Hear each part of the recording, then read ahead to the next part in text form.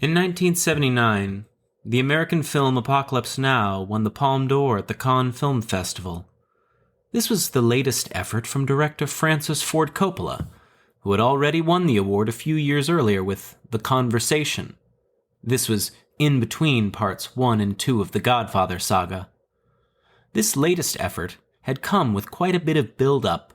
It was a psychedelic adaptation of the novel Heart of Darkness, set during the Vietnam War, written by insane, would-be warmonger John Milius, and sporting an all-star cast of 1970s Hollywood weirdos, most of whom were on the verge of a breakdown of one kind or another, and most walked away from the storied and famously troubled shoot with career-defining performances.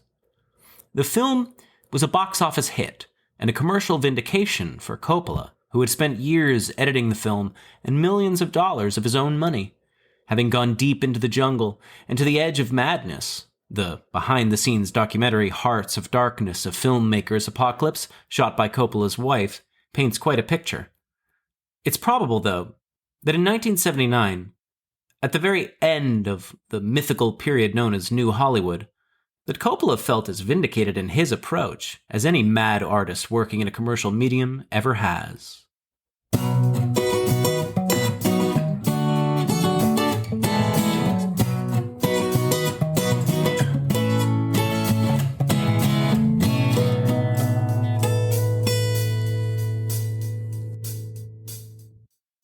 Welcome to Kale Your Idols, a New Hollywood podcast with your hosts, Sam Ludwig and Elena Gibson. Elena, how do you think Apocalypse Now fits into the New Hollywood idea? Yeah, I guess first we should say that I want to talk about New Hollywood in this podcast because I'm not very familiar with it. I'm a big film fan, but New Hollywood's always been this kind of murky film movement. And so I'm approaching this podcast as learning about New Hollywood as we go through these movies. And we wanted to start with one of the most quintessential New Hollywood movies. And we thought that Apocalypse Now would be a good fit for that. Okay, so what makes Apocalypse Now a New Hollywood movie? I think there's a number of things. On a technical level, it's shot on site. It's not actually shot in Vietnam. They wanted to shoot it in Vietnam, but instead they settled for the Philippines. But it's not shot in a Hollywood studio is one of the main things. The original idea was a verite shoot, a 16mm shoot that George Lucas was going to direct in the Vietnam War. Like during the war. I guess presumably sort of like the real life version of the filmmaker that Coppola is playing in that one shot where he's like, don't look at the camera. But like, yeah, they actually wanted to, I guess, film it in the shit, so to speak. Yeah, that would have been crazy. Yeah, no, instead they filmed it in the Philippines where at the time when my family was living there. And also at the time when there was a civil war going on. Okay, fine. Just take it away from my family immediately. But that's cool that your family. I just kind of want to slip that in. Are you going to also sort of tell the audience that your uncle was in the background of one of the scenes? That's pretty cool. Yeah, my uncle's in the USO. Shoot. Just a weird connection. Anyways. Yeah, so being shot on site, that is one of the trademarks of New Hollywood, going for that realism. Do you think it's effective in this movie? Well, it's interesting because this movie is not a realistic film. I think it strikes an interesting balance because there's clearly some sets that Coppola, who was also famously very into sound stages, designed. Like there's clearly some setups that I think are a scenery that he's creating. It's in the jungle to give this feel of really getting into what it was supposedly really like, but it produces this effect that is very dreamlike and takes you into a weird Fantasia kind of world. I think the beauty of a lot of the shots, they are very effective. There was one shot of a boat moving down the river at the perfect time of night, right around sunset, and really gorgeous. And seeing also like the giant trees in the jungle really adds so much. But you're very right that then contrasting that with the thing that comes to mind for me are the gas canisters of all those different colors. There's this green and blue and red smoke all the time throughout the movie.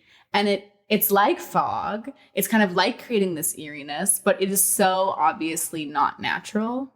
Right. You constantly have that contradiction between what you're seeing and what's going on. No, that's a great call with the gas canisters. They're all like putting their huge American paintbrushes across the canvas that is this jungle. Like they're trying to make a bunch of stuff happen to entertain yourself because you're trying not to go crazy, I guess. Yeah, I mean, some of the obvious examples of that, I guess, would be the writings on the helicopters, like the graffiti that they scrawl on them, but also the only time that the title appears in the actual movie is when it's graffitied on one of the temple walls. Okay, another technical thing that makes this New Hollywood is method acting and method directing. Yes, right. So both of those. Both of them, yeah. So there's a number of culprits for this. There's obviously Coppola, and let's get into each one. But there's Coppola, there's Martin Sheen, there's the other actors involved. Yeah. There's Coppola's family. Yeah, right. It's method family. Yeah. Basically, it seems like all the crew had to be on board with going into the jungle for this huge epic experience, which they didn't think it was going to take however long it took. The filming was meant to take 4 months, and I think all in all, because they took a break, but I think all in all it took 300 days, like something like that, right? Yeah.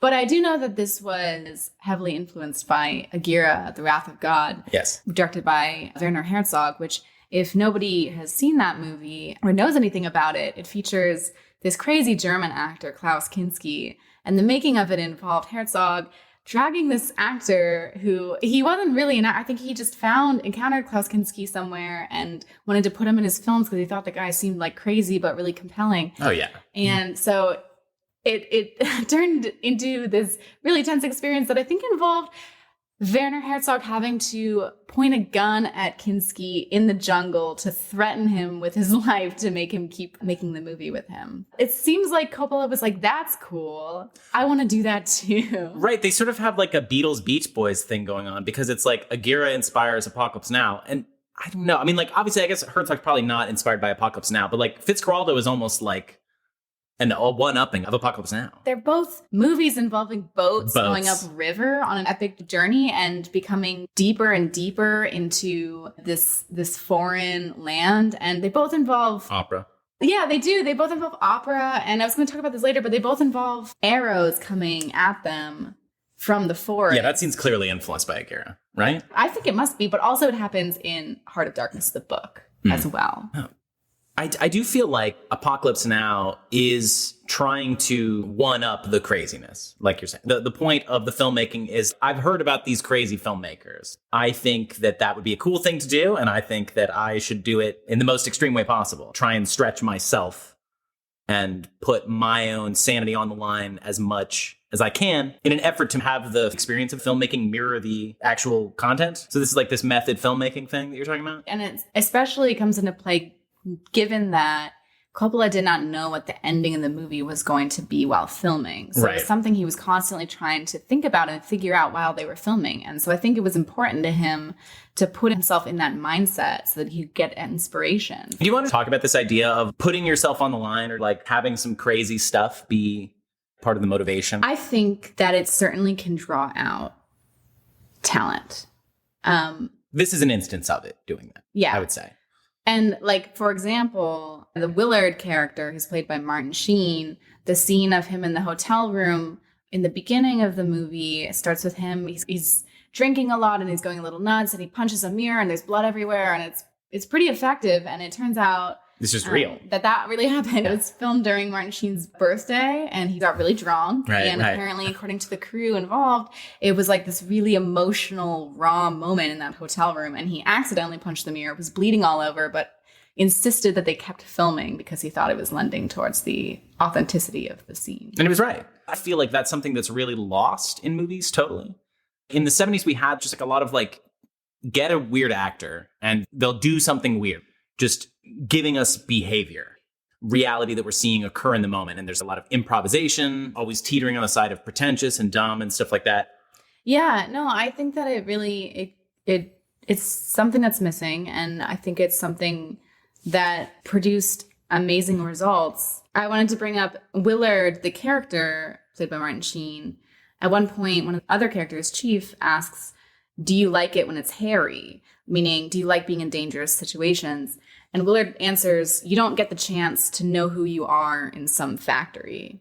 Right. And I feel like that is something that the director and the actors want to get at as well. Not only do they want to have outstanding performances and create an outstanding thing, but I think they also want to know themselves as they're making these films and experience something deep. And also people love experiencing epic things that they can brag about later. It's like when you pull an all-nighter or stay really late at work, and then you talk about it like it was this terrible experience, but you're bragging about it to your friends. But the thing is, like, that's unhealthy. Yeah, it's unhealthy, for sure. And method acting can be really dangerous. Well, there's the Robert Pattinson really effective takedown of method acting, which is like you never hear about somebody method acting a role where they played a really nice person. I think that you made a point that I think is pretty interesting about that these people were really using this as a form of self-discovery. That has something to do with the era that they were living in, which is like the 60s and 70s, which is like the real beginning of self-discovery as a concept. You're going to have group therapy or something. Just these things that people didn't do before this. Or like primal scream therapy or like outward bound exploration. Like that kind of thing just didn't exist. You hit on something that's tied into this era. I'm not going to say it's fine if an actor wants to do that, because I do think it can be really dangerous. But the other thing is that it's not just putting themselves at risk, the actors, when the director decides to do a method directing approach and forces the entire crew to go through that, then not everybody might have wanted to do that. Like United Artists took like a $15 million insurance policy out on Coppola or something like that, right? That's crazy. Really? Yeah, in the middle of the shoot. Like they were like, by the way, I mean, they were renting out helicopters that were currently fighting in a civil war. Yeah. The helicopters that would go out in the middle of shoot days and ruin shots because they had to go engage in actual fighting. Right. So this is another thing that marks this as a new Hollywood movie, is that it was dangerous to do. Involving helicopters often, yeah. Yeah, and just being shot in the scene where like a civil war is taking place, like this locale, and then Martin Sheen suffered a heart attack during it, but Coppola did not want to admit that it was a heart attack because he didn't want to have then people would think it was dangerous. Yeah. Then people would think there's maybe something about the shoot that was off. One of the things that's really true is the acting in this movie is so much better than in other war movies. It's way better. And I'm talking about everybody. Like, I'm really thinking about, like, that guy who's like, do you know who's in charge here? And the guy's like, yeah. Like, that's just such an interesting, like, weird little moment of behavior that you just don't see in a war movie. Because most war movies are more interested in realism, action. Yeah. Right, like, it's not an action movie. You think that Brando is the most method-y of so New Hollywood-wise. Because I really think that this is the rise, famously, of, like, actor-writers. Actors being in charge of their own dialogue. There's Meryl Streep and Dustin Hoffman. But, like, seeing Brando come in and just improvise all of that stuff, that's got to be, like, one of the most interesting, like, contrasts between, like, comic and dramatic. Like, watching him improvise this stuff is so silly. What he's doing seems so silly, but when you put it in the context of this film and you put like this artistic lens around it, it is breathtaking and amazing at times.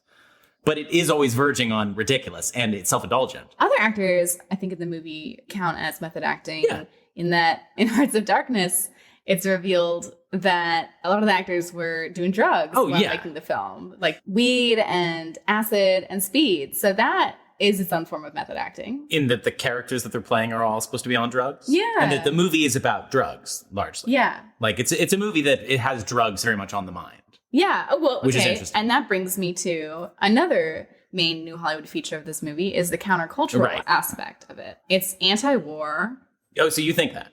Yeah, I think that it shows the war as being stupid. All of the military personnel that they're featuring are all crazy or just really traumatized. And I definitely don't think it shows the war as the correct thing to do, but it does make it cool and epic. But I think that's part of what it's trying to be bad. It's trying to say, like, look at these people just trying to be cool over there. I know. Have a good time. But I know. Effective at making it seem a little bit cool. Yes. Kilgore, this character that's like this awful guy, but then you see him like just wanting to surf.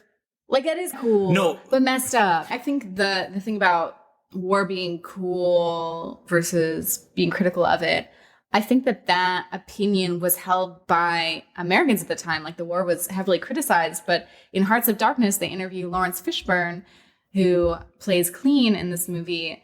And Fishburne was only 14 when they began filming the movie. And they asked him about the Vietnam War, and he said that it sounded like fun because you can do whatever you want and smoke weed, which is a crazy quote to have from Lawrence Fishburne. But I think it captures that when people started hearing about the drug culture, there was both this criticism of it, but also like, oh, that's cool. No, you're totally right. They sort of imply in Hearts of Darkness that it wasn't widely known that people were doing drugs so heavily, at least in the beginning of the Vietnam War. Right. And that sort of became something that became clear to people later on. And I do wonder if Apocalypse Now has made like the soldiers in the Vietnam War seem a little cooler in retrospect than they did at the time to, say, the anti-war protesters. Okay, so another countercultural aspect. Dennis Hopper? Dennis Hopper, yeah, okay, right. So hippie culture. The name Apocalypse Now is mocking this hippie phrase, Nirvana now. Right. So is the movie criticizing or lauding? Well, so there's Milius's script, which has one perspective, versus Coppola's take. Milius and Coppola, I believe, are probably pretty different, like, politically. Like, I imagine, like, Milius just being on a college campus and seeing a button like that and being like, no, apocalypse now. And just wanted to troll the hippies a little bit. But it's an amazing title. It is. It's a fucking perfect phrase. So the title's so good, you don't even have to see it in the movie, except on Painted on a Rock. Yeah, so Dennis Hopper's character, he's nuts. No, he's like a hippie who's like he is basically playing himself. Like he's a hippie whose brain has been exploded by too much of it all. Yeah. He took too much. Hopper, I have to say, Hopper is coming in hot. But this movie is full of people who just like rush into a scene and they're like, I'm gonna entertain you for 5 minutes and stuff. True. But Hopper is so authentic, but playing this character that he's like so aware of like iconography, which makes sense because he's like a photographer and he is himself a filmmaker, has tapped into the culture in a certain way and understands. I think something about celebrity, which is another interesting theme in the movie. Evoked in the surfing thing with Lance and Kilgore and stuff. Yeah. This time watching it, which we watched the final cut, which restored certainly a lot more to the Kilgore sequence, including the stealing of the surfboard, which read to me as a weird thing where Willard was jealous of Lance's celebrity. Yeah, because Willard's the one who stole it. Right.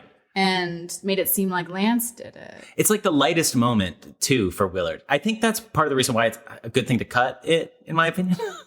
It makes him seem too fun. Well, so this cut, I'm just going to talk about it right now. Okay, this cutting includes, so I've seen all three versions. I saw the Redux version when it came out in theaters. So Which is the longest one. So how long is that? It's the longest. It's 10 minutes longer. No, but how long total? And 192 minutes. So that's 3 hours and 12 minutes. That's very long. And what is included in that is a scene with the Playboy bunnies that I remember existing, but don't really remember what happens. There's a scene where Kurtz reads a Time magazine article about the war and like maybe a little bit more to the French sequence, which I don't love the French sequence, but it does tie in the light and dark. I think Willard comes across as more crazy in the original version. He's a little more human in this version that includes the scene with him and the French woman and the surfboard stealing and just some other things where he has this like weird light side. And I think that's to emphasize the duality, the part of you that loves and part of you that kills thing a little bit. And I don't like it as much. I think it muddies it. I really didn't like that line that the French woman says, there's a part of you that loves and a part of you that kills, because there is no part of him that loves. That's shown that loves. It's implied that he has sex with her, but I like her giving him opium. The only part I like is the opium part, because I'm like, oh, that's like a cool, different looking drug method. You turn it to the side. Yeah, like this really big pipe. It's cool that she smokes it too. Like, that's cool. But other than that, the French scene, in my opinion, was boring. Pointless. And it was like, oh, we just want to show some boobs and we want to show like an attractive white woman aside from the Playboy bunny parts. And like, they still don't give her an interesting role. No, She's like, it's like an attempt to have at least one female character. And it just falls so flat because they don't give her anything. Yeah. Like, she's just this, I don't know, widow, I guess. She's this nihilistic widow. The French scene just takes so long, and it's so much of the same thing of we fight because we are imperialists who have been here for a long time. Don't you remember? And like they say that over and over again. Yeah, I guess we should say, for anybody who hasn't seen the movie, there's a scene where they go to this French plantation. And as you mentioned, the French had been fighting in Vietnam way longer. Yeah. And they had just stayed around. So this was a family that was just, their home was here in Vietnam. And they encountered them and had dinner with this French plantation family. Yeah. And it's part of, the movie has a big food through line. There's like a lot of thing about gluttony, like, which Coppola in general is obsessed with food, I think. But the French thing, basically, it's this this overwrought thing where it's emphasizing how absurd it is of them to be fighting for this thing. This idea of their family. Americans? No, absurd of the French. How that it's they have this false idea of like, this is our place, even though it's obviously not their place, and this is where our families lived, even though they're not really. They just want to impose their Frenchness on this little corner of the world. But then the French guy flips the script and he's like, so that's why we fight. And it's supposed to sound absurd, but he's like, but you, America, are fighting for the biggest nothing in history. And I think that's a good point. What America is fighting for in Vietnam is even dumber than this quixotic French guy's obsession. Right. So I like that line. Yeah. It takes a little too long to get there. And I don't think that what you get from the rest of the scene really warrants that line. It's so long. Yeah. I was actually thinking it reminded me of Godard films. So Godard is a famous French director in the New Wave film movement, which was a large inspiration for the New Hollywood. And we'll talk more about French New Wave and other New Wave movements in later episodes. But Godard, this French director, has a lot of scenes of obviously French actors talking at length about these philosophical, political, esoteric things. And that's what I was thinking at the dinner table scene. They're just talking for a while about this politics and with their French accents and so esoteric. And I love Godard films. So I love seeing that in Godard films because he pulls it off in such a way where you know it doesn't matter what they're saying. You don't really have to pay that much attention. But in the French scene, in this movie, it just seemed annoying to me. Yeah, it's this thing. So Coppola describes this idea that sounds fascinating in Hearts of Darkness, A Filmmaker's Apocalypse, where he's saying there's this other layer of the movie, which is this journey backwards through time, through the history of Vietnam, which is kind of interesting. It doesn't, not everything really tracks. The French part's really the only part that holds that up. So also something that struck me in the few New Hollywood movies I've seen so far is animal cruelty, which, okay, we can like debate about the animal cruelty in this movie. So there's a scene where a water buffalo gets chopped up in front of your very eyes while it's standing up, and it's really disgusting and horrific. And it's a real live water buffalo and they kill it. Yeah. The water buffalo was one of two promised to the locals by the film production as payment. And Coppola's wife filmed the slaughtering of the first one in a ceremonial fashion and convinced Coppola to film the second one being slaughtered. He said that he was asked to have other water buffalo on standby in case they couldn't film it, but he said he would not film an animal getting killed just for the movie. He would only film it if they were going to do it anyway. Right. So, yeah, so they hired local indigenous people to do this final scene. And this was a sacrificial ceremony that they did normally, is sacrificing the buffalo. And yeah, so I know the argument of like, oh, okay, well, it was going to be sacrificed anyways, but he also supplied it to them. I know. It's interesting. Yeah. And he still showed it as a spectacle in a movie. Well, see, that's the interesting thing. It weirdly muddies the water because you're almost more wondering if you should be outraged that he's showing this private ceremony of this culture. You either combine or separate the notion of the animal cruelty. And there's the question of like, it's obviously like different than just renting a horse and putting it through a horrible accident. I'm not saying better or worse. Coppola saw the ceremonial sacrifice and was like, how can I justify putting this in my movie? And so he was like, aha, the audience, when they watch this, they're going to have to struggle with themselves about watching animal cruelty. But then, it's cultural relativism. You know, this is what that culture actually does. So it's kind of annoying that he's like, oh, I guess I'll just challenge them and they'll have to deal with it. So it still bothers me. Yeah, so I don't know if animal cruelty is a thing that could be considered a main New Hollywood. There's certainly plenty of animal cruelty throughout Hollywood history. One of the first movies ever made was a video of an elephant getting electrocuted. Yes. And that was this popular movie shown at circuses. So movies certainly have a history of animal cruelty. But New Hollywood did have a lot of it. Yeah, I think that it was an era of playing fast and loose with everything, with people's lives. Yeah. So also Apocalypse Now is very male heavy, obviously. Yes, for sure. Very unfortunate feature of New Hollywood. I think Apocalypse Now is a masterpiece. I think they could have done more with the French woman if they wanted. No, you're totally right. That could certainly have been a thing. It was like they wrote her like dialogue in 5 minutes or something. Yeah. You know, like Also, okay, Kurtz, the very end. yeah, Right what is up after with he's that? killed. I know. Yeah, I know where you're going with this. There's a woman. She's an indigenous woman who's slowly walking over to the temple and then sees that he's dead and drops to her knees. She does not have a single line in the movie, so women, no voices. Yeah, right. But she's mourning him, Right. and she's like a little girl. It's so weird. And it's really weird. And I wrote that down as a note, like, what's going on with that? Heart of Darkness, the book. So Kurtz, the character in Heart of Darkness, the book, becomes ill. And so the main character, Marlowe, takes him on board his ship. And as he does, a native woman comes out and is looking at the boat longingly. And it comes out that that's his mistress. So I think this woman in Apocalypse Now is supposed to be that mistress. That sounds right. That was a very shitty portrayal of women in the book because it's implied that that woman made Kurtz do a lot of bad things and Really?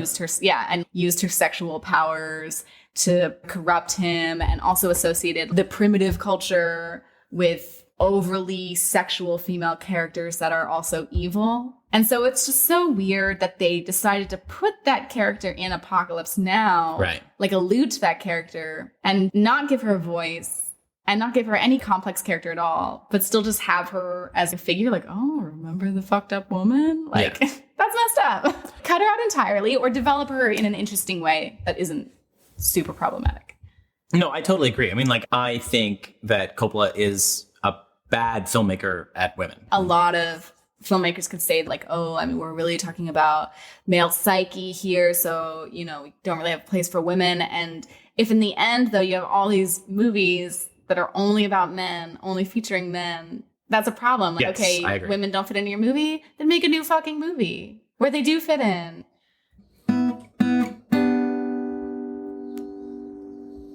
Can we talk about the opening shot of Apocalypse Now? Yeah. Yeah, so just showing those palm trees with music coming in, really cool sounding music, and Yes. then them getting napalmed right when the lyrics say this is the end. Obviously very strong opening.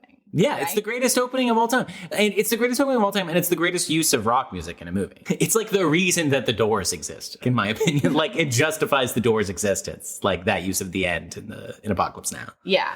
I think super strong opening. It does quite a lot of work for the rest of the movie. Yes. It really captures a lot of New Hollywood as well. So I think it's setting the scene for the movie and setting the scene for the whole film era that we're about to talk about. For example, there's no clear moral message, in my opinion, from that opening shot, because this is like this horrific act of war, like napalming. Right. All of these But it's trees, cool as and hell. it is super cool.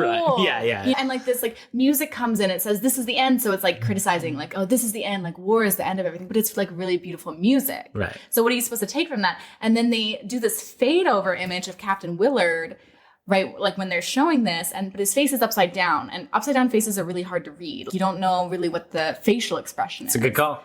And he's smoking a cigarette as if he's calmly contemplating this horrific thing that's happening on screen in front of you. Yeah. Even though it's not something he's witnessing, but he's like calmly thinking about death and violence. It sets the tone, I think, for the ambiguity of the whole movie. Yeah, I love the bit of the first line being "this is the end," like the first line of something. Yeah, I mean, that's great. It's always funny. Yeah. It's good for a laugh. Yeah, like seeing Willard go crazy in the opening, the movie quite clearly showing that this is a person who is insane. It's like Kurtz is probably insane. You don't know this until the end or whatever, but you know the whole time that Willard is insane, even though he is also this sort of narrative voice that's supposed to be very hard-nosed and like coldly observing everything, and that he's supposed to have like really good perspective. But the movie shows you immediately, this person has no perspective on anything. This person is as crazy as all of the people that he's going to be looking at as crazy the whole time. Yeah, it reminds me of a part in the movie where they're deciding how to get to the river. It's after they've met up with the air mobile, like the helicopters, Kilgore, and they're talking about two different openings to the river. And they say that one of them is really hairy. And Kilgore wants to go to that one because there's great surfing there. And so it's clear why he wants to go to that one. But Willard encourages him. He's, oh, we could go at dawn. It'll be like right before. And it's like, why is Willard pushing the more dangerous option? Yeah, that's interesting. Like, I think that there's the argument that he's tricking Kilgore because he gets him and he like knows how to get him to do what he wants or something. But there's also this thing with Willard and Kilgore where it's like Willard's clearly just very jealous of how cool Kilgore is, or just sees the difference between them in that way. Do you think Coppola did enough with Willard? So he sets the tone as like, Willard is insane in the beginning, as you said. Yeah. But he doesn't seem insane the rest of the movie most of the time. He just seems like this blank slate, like you said, narrating and just watching everything. And cold at times, like when he kills the woman on the boat. But he not crazy. Justifies it like it's merciful in some way. He's just not pretending. Well, that was supposedly the reason that Keitel was fired after the first 2 weeks. Harvey Keitel originally was cast as Willard. There's a lot of casting craziness that we could talk about. Coppola said something like he wasn't portraying the passiveness of Willard correctly enough. Like, he didn't seem like a passive observer. He seemed too engaged, I guess, or involved. 70s Martin Sheen is so good at that. Like Badlands and stuff. He's so good at like just seeming not engaged. Yeah, like his mouth being slightly open when he's looking at things. Yeah. No, yeah, right. Yeah, he does have so much of that just like slightly slack-jawed, wide-eyed thing happening in this movie.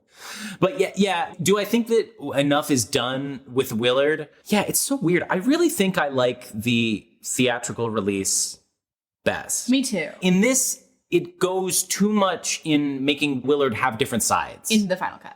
In the final cut. This version that we just saw where he's got this kind of weird lighter side. Because it's like the stealing the surfboard is a crazy thing. Yeah. And then later on they're hiding from Kilgore, who's put out these like helicopters to search for them because the surfboard has such sentimental value to Kilgore, which is another side of Kilgore that we're seeing. But I feel like it makes his craziness come off wrong. That's the wrong kind of crazy. I agree. For Willard. That's almost like he's becoming too much a part of the other kind of Vietnam guys. In the beginning, when Willard receives his orders, he's told to terminate Kurtz with extreme prejudice. Yeah. What the fuck do you think that means? It's always sounded to me like it's like kill them in a way that's really horrific. It's a legal term. So in court, if it's terminated with prejudice, that means that it's dismissed from court and it's not allowed to return to court. The case cannot be brought up in court again. And in an employer or employee contract, if you're terminated with prejudice, then that means that you're fired and you can't be rehired in that same position. So it's a real term, but it was also used in the US military and the CIA in the 60s during the Vietnam War and publicly in 1969 during news coverage of the Green Beret affair. Right. Which is also known as Project Gamma. Project Gamma was a special ops group that was responsible for covert intelligence collection in Cambodia. And apparently they were very effective. But then some of their sources started disappearing, which made them think that the group was compromised in some way. And the members of the group found out that one of the South Vietnamese Gamma agents was found to be working with the Viet Cong. And so the officers took it upon themselves to kill this double agent. But when it was found out that the officers did this, they were arrested and taken to trial, and the trial got a lot of media attention. Yeah. And then that's when that phrase, termination with prejudice, became public knowledge that the CIA and the military were using this to refer to assassinating somebody. Okay, so I get it. So it's meant to be a euphemism for fired. Yeah, I see. But I still think it evokes the question of, in the usage in this movie, like, yeah, it means assassinate, but it means also, kill him with a sword. Yeah, like Kill him like that sacrificial water buffalo. Do it really aggressively. Right. Or maybe it could mean be cautious and only do it like maybe prejudice in the sense of use thought as you're doing it. Make a judgment call. As some people interpret that phrase, like terminate with extreme prejudice in the movie, as saying that you should use your judgment. I disagree with that reading. I actually really zeroed in on that scene. I really feel like that guy, like the guy who's giving them the mission, I don't remember the name of the actor, but it's not Harrison Ford and it's not the guy who gives him the cigarette. But he really reminds me of the precious fluids guy from Dr. Strangelove, which was a big influence on this movie, trying to steal our precious fluids. And like, he's just talking to this guy who's got to listen to him. And they're like, yeah, okay, sure, and stuff. And that's a vibe that I got from that scene. I guess the one scene where you see like military competence is the scene that's leaderless, the bridge. That's true. Like it's like the one place where like people are actually accomplishing something, even if it's only like killing one guy in an amazing shot where you're not looking at him. Right. And that's all about like there's no one in charge there. So Yeah. I think leadership is something in general that's being obviously interrogated. Yeah, I mean, in that scene you're talking about, in the bridge scene, when Willard asks who's in charge, do you know who's in charge? And he says, yeah. Yeah, right. And right. that scene that you were talking about, you love the acting of that. And I think the implication is he's like, we're in charge. Right. I am in charge right now, or anybody who's taking action. Like, nobody's in charge. I think that's one interpretation. I also feel like the interpretation I've always imagined for that is just like, yeah, I know who's in charge. He's dead. He's right over there. It's just obviously the concept of there is nobody in charge. Right. But at the same time, there's that guy who has this preternatural calm and seems clearly like a psychopath. The other guy, he wants Willard to be in charge. Right. Which I think is a really interesting setting the scene for the fact that next we're going to see Kurtz, and we're going to see him in charge. Yeah, exactly. And I think it sets the scene for the power vacuum. Yes. And how, like, in really bad situations, people sometimes want a strong leadership, which can lead to horrific leadership when some terrible person steps up and to fulfill that role as a strong leader. And I think it sets the scene for how Kurtz might have been accepted so readily. Did you read the thing about how there was apparently a guy who gave them real human corpses? I did read that. And like he was convicted of grave robbing and implicated the crew. One of the props managers wanted real cadavers for the movie. And this guy was like, I can get you real cadavers. Yeah. And they were like, okay, I'm sure that's above board. And then he came back with some real good stuff, and it was too good. It was too good. We've danced around this vaguely, but I want to talk about the role of media in the movie. You're right. Because it does come up. So the phrase terminate with extreme prejudice is evoking this media trial. Mm-hmm. That's true. And that's all about these officers doing a thing that maybe a lot would say is a good thing because it was a double agent, but then getting blasted in the media for it because they weren't going through command and everything. And that's very similar to the whole reason why they're trying to kill Kurtz in the first place in the movie is because Kurtz has gone off the deep end, has gone rogue, but the U.S. military doesn't want Kurtz to be arrested and put in front of the media because the U.S. military doesn't want the media to know how crazy he's gone. Yeah, that's totally true. But at the same time, like there's Dennis Hopper who, and the whole notion of Willard being the one to tell his story. Like that seems to be like the motivation that Kurtz has at the end, which is a little bit lame. Tell my story. So that's actually from the book Heart of Darkness. Really? Yeah. So Heart of Darkness, there is a weird media thing in Heart of Darkness, even though it was written in 1899. Kurtz was implied to be related to the media in some way in the book, where the main character, Marlowe, gets the impression that Kurtz is either a journalist who could paint or a painter who wrote for papers.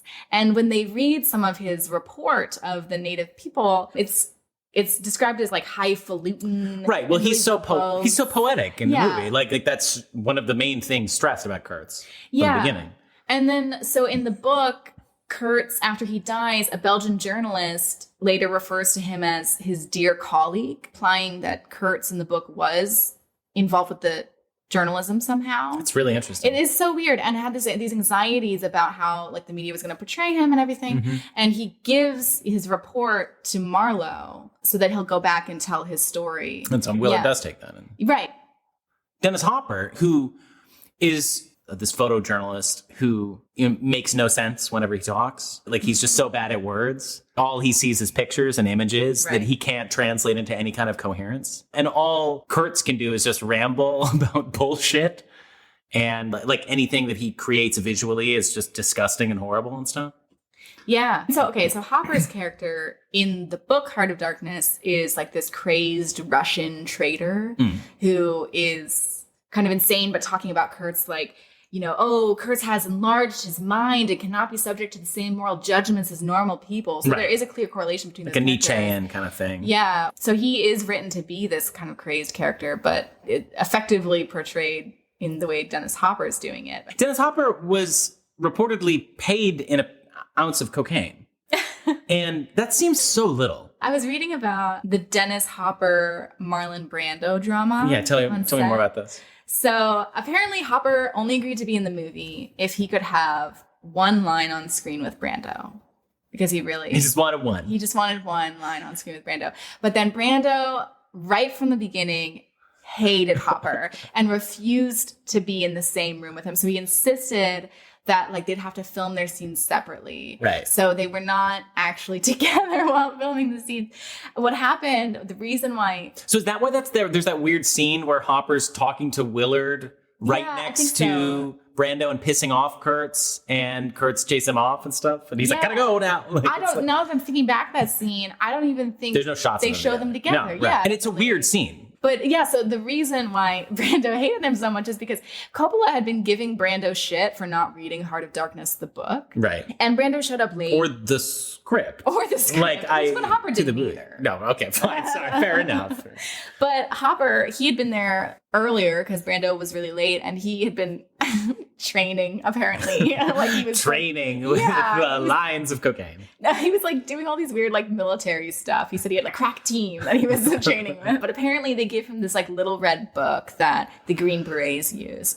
And during the first dinner there, Hopper, unaware of the drama with Brando not reading the book Heart of Darkness, said, I bet he hasn't read the book, and was referring to that little Green Beret book. But Brando thought he was talking about Heart of Darkness and just went off and started yelling, I don't have to listen to this. I don't have to take this. Why do I have to hear from him? I have to hear from this punk. And then they hated each other after that. And there's what an innocent disagreement. I know. Just imagine Brando hating you, and he's Brando, and you just can't get through to him that wasn't what you meant. Yeah. No, that'd be sad. Hopper seemed to hate him back. Right. Hopper is also somebody who seems like a difficult person to get along with, and probably who would have exacerbated any conflict. Yeah, because then in this interview, Hopper then went on to say that he took pleasure in antagonizing Brando. And like they all went to see the movie Seven Samurai together while filming, which I think is just cool. The idea of the cast and crew of Apocalypse Now going to see Seven Samurai. Dennis Hopper was antagonizing Brando during it. And I'm honestly, the story he was telling in the interview I read seemed like total nonsense in typical Hopper fashion. Right. But he just seemed to get glee out of this.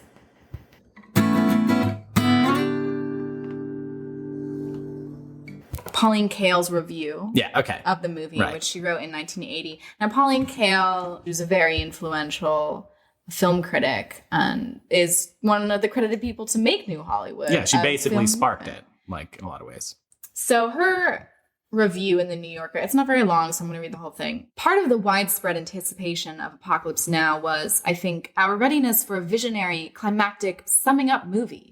We felt that the terrible rehash of pop culture couldn't go on, mustn't go on, that something new was needed. Coppola must have felt that too, but he couldn't supply it. His film was posited on great thoughts arriving at the end, a confrontation and a revelation.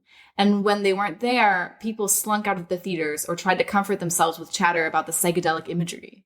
Trying to say something big, Coppola got tied up in a big knot of American self-hatred and guilt. And what the picture boiled down to was white man, he-devil. It is so interesting. Pauline Kael's downfall review was like of Shoah, right? The documentary about the Holocaust. And she's like, this is so morally boring. She's like, this is just too obvious. Like, she wanted things that really had nothing prescriptive to say. But she seems to say that the problem with this movie is that it says it's going to have a prescriptive thing, and then it doesn't deliver. So it's interesting. I think she obviously is verbalizing what kept Coppola up at night, like what he was worried about, like his darkest fears. I think she's absolutely right to characterize that. He was like, okay, time to make the movie of the decade, right? And goes out and tries to do it. And he's like, I don't know if I'm going to do it. He's not sure if he can do it. And the ending kind of really works, kind of is a little unsatisfying in some ways. I see the possibility of people in that moment feeling disappointed after all the buildup of Apocalypse Now. At this point, I feel like it just doesn't disappoint. Like, compared to other movies. Does the ending deliver or not? So in the beginning of the movie, the narrator, Willard, says that he was going to the worst place in the world. Yeah, right. Does the movie deliver this promise? Does the final sequence seem like the worst place in the world? And then also, there's this buildup of Brando as Kurtz. Was he built up too much? Does Brando deliver? Do those improv scenes... They're not saying anything, really. Right. Is it still effective? Well, no, it's interesting. Again, like those improv scenes, like you have to watch Hearts of Darkness and Filmmakers Apocalypse because it's just stuff where Brando will be rambling so compellingly and then he'll just stop and be like, I can't think of any more dialogue to say. Because like I do think that he is incredibly striking the first time you see You never actually see him. You barely see him, and but it has a lot of impact. Like Yeah, I feel like the look of that whole sequence, the shadow, it's so easily parodied, and it's got this very complete vibe, like the ending. Brando's got the gravitas. Of course. Like, he's got this presence, and Is he insane enough? Maybe is the question. they imply that he's asking to be killed. Yeah. And if you're asking for that, Right. it's not like a catch-22. It is a catch-22. If you're asking for that, are you really insane? Yes. Yeah, I don't know. There was one improv line that I think did come off as very silly. He said, I was shot with a diamond. With a diamond. Like, what the? like you can just see his brain coming up with this. And yeah, it's like somebody like improvising a song or something like that. Like I don't know. That was stupid. It was. No, it is stupid. But again, that is what it's like when you talk to a crazy person in real life. Yeah. And the ending, I think, well, it's either going to be he kills him or he joins him. Mm-hmm. Or he becomes the new Kurtz. Right. Right. And I think all of those are not really great ending. Like, none of them are mind-blowing endings. Right. None of them are things that you couldn't think up after 5 minutes of thinking about what's going to happen.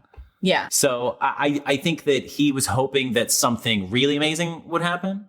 And I think to him that was like, oh, I've got this footage of this water buffalo getting killed. I really think that was the thing where he was like, this makes the movie. Right. It kind of justifies the killing Kurtz ending, but it is also cheap. Yeah. And just a trick. Right. So. Yeah.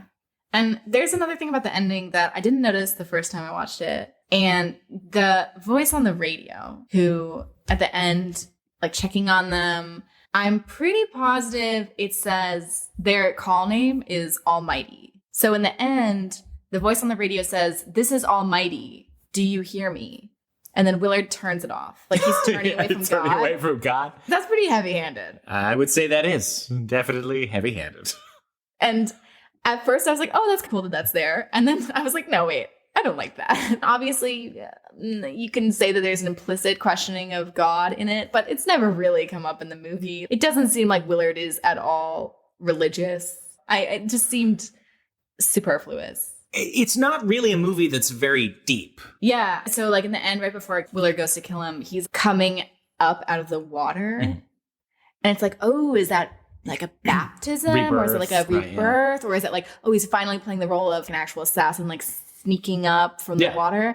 But I think the real reason is because it looked cool. Yes, exactly. Right. So it's like when you search for the meaning is Coppola was like, this is going to be cool. And the movie is definitely, this is going to be cool. The whole Kilgore sequence is this really interesting, like, meditation on the zen of hedonism, because he's so much more, like, okay in his skin with the world than everybody else. Everybody's ducking from the bombs. Right. And he just stands there. Yeah. And the narrator even says, like, you know, a guy like Kilgore is going to come out of this without a scratch on him. Exactly. He's got, like, these magical powers where he's just going to avoid harm. And he's extremely warm with his men. Like, he has a good relationship with them. And they show these moments where he has, like, intense generosity towards the people that they're actively bombing, where he encounters this guy whose guts are spilling out. Right. And is like, oh, any guy who's going to hold his guts in like that, I'll give him water from my canteen or whatever. Yeah, but then he immediately gets distracted. Yeah. Or like the woman on trying to hand him the baby and he insists on putting him on the helicopter. Apparently that scene was cut in the theatrical release and Robert Duvall was upset that it was cut because he thought that scene made his character more complex. Yeah, no, and the same with him wanting the surfboard and having this emotional connection to the surfboard. And just that he's a person who cares about something.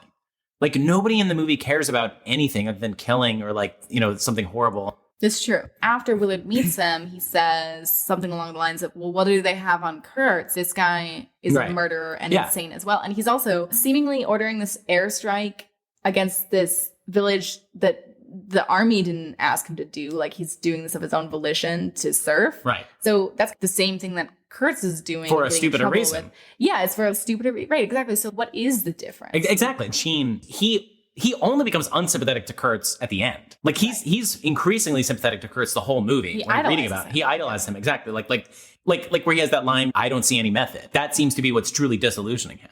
I feel like Kurtz feels like he's reached the end. Maybe he just built something that he can no longer control, and he doesn't want to die among the thing that he built, among these people that he has surrounded himself with. And I think he's horrified at what he built. Yeah. And he wants to end it. And that might be the scrawling on the paper, like, drop the bomb. Ends on a weirdly hopeful note.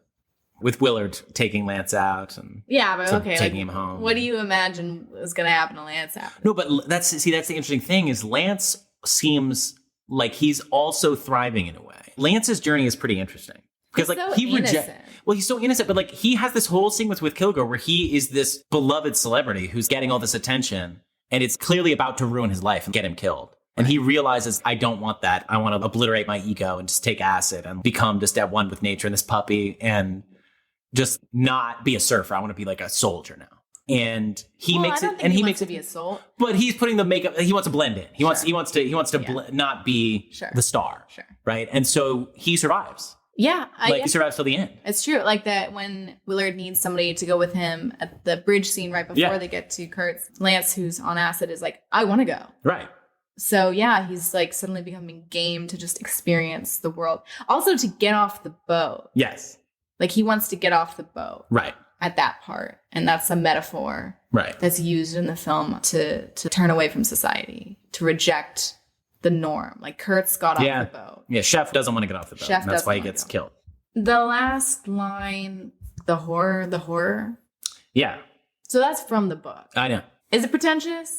Yeah, no, I think that there is meant to be a romanticization of your perception of horror. And that, you know what I'm saying? Like that notion of like, I am seeing something horrifying. He seems excited. Seems into it. He's like, this is pretty cool. I love getting scared at a haunted house or something. Yeah. It's fun. So that's kind of something we can relate to. But I don't think I would love the horror of death. Like actual death by a sword around me. Yeah. No, I don't think he's talking about his own death. You don't? No. I think he's commenting on the war. He's commenting on the thing that what he has built. to happen. He's commenting on the things he's seen. He talks about how he's seen terrible things. Yeah. I think that's what he's talking about. I think he's talking about life being just a horrific experience. Yeah, I think you're right. That sounds true. Do you think the Kurtz or Willard has more perspective on life by the end of the movie? It's just hard to say what perspective Kurtz has. Like, he says a lot of stuff. He talks about important things, but it's just all nonsense. Exactly. So. And it's just Brando saying some bullshit. Yeah. It is interesting. I guess it is kind of like My Dinner with Andre. How it's just one guy ranting for like a half an hour, and then the other guy's like, okay, here's what I really think of that. I'm going to kill you. I think you should die. But My Dinner with Andre, at least the rants have more substance to them. I suppose you're right. I guess in the end they do. So do you think Apocalypse Now is a masterpiece? Yeah, of course. Yeah, I think so too. No, of course it is. I do think there's an interesting argument. I think that this is a movie where the multiple cuts do ding it a little bit. I wish I had only seen the theatrical. Yeah, I do too. Like some people have said, can it be considered a masterpiece if he keeps going back to it and seems to think it's not finished, or seems to feel like his vision isn't put there? But it's obvious the Kilgore section is much more padded out, including a lot of action stuff, which often are great shots, but I don't feel like I need. I felt like it was too long. So there's the first scene where you see Kilgore and they immediately have to go to a new place and do the same type of action stuff. Maybe that should just be one scene. What I like about it as a war movie is how little action there is. Right. And that kind of breaks up that part for good reason. That's supposed to be the most action-packed sequence for a reason. But I think that these things really harm the vibe. It's just a much cleaner movie in the theatrical release. But that said, I think if you saw this version first, you would also like it. I think the French scene, I just really didn't like it. If I were to ask myself, is this a masterpiece? I'd be like, if the French scene wasn't there, then yeah. You know? Like, I know. But I do think the original one is. And I think even if the later cuts were slightly better, I don't think a masterpiece has to imply that it is the most perfect version it could possibly be. No. What is so great about Apocalypse Now is every scene is awesome, except now it's not. Like every sequence was fucking perfect before. It's like just everything after everything hitting 1,000. And now there is just is this difference in quality that makes it drag so much more.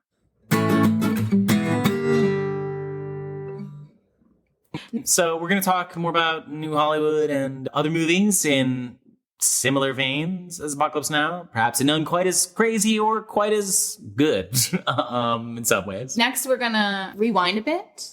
And we dove right into this quintessential New Hollywood movie. So you can set the scene for what New Hollywood is, but we're going to rewind and talk about old Hollywood and how we got there to New Hollywood. So look forward to that. All right, that's our show. Please remember to rate, review, and subscribe. Check us out on social media. Thank you to The Illuminator for our artwork. And remember, guys, we're a new podcast, so if you could leave a comment or just a like, that would really help us out. Thank you. We love you. Bye. Marlon Brando, Ellen Burstyn, Robert Evans, and Shelley Duvall. Sad endings 'cause of Watergate and Vietnam. Never thought I'd be so happy to see the old studio systems fall. New Hollywood, weren't those movies good? New Hollywood, weren't those movies generally good? Generally good.